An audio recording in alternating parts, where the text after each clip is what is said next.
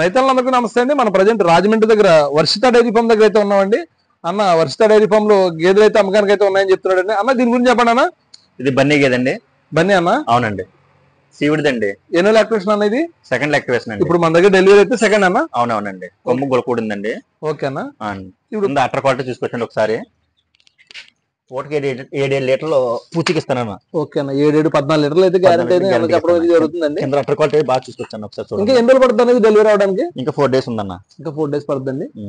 ఇంకా 4 రోజులు అయితే డెలివరీ అవుతుందని అన్న అయితే చెప్పడం జరుగుతుందండి. హెవీ సైజ్ గేదండి, చూసుకోవచ్చండి. సైజ్ కూడా హెవీ సైజు.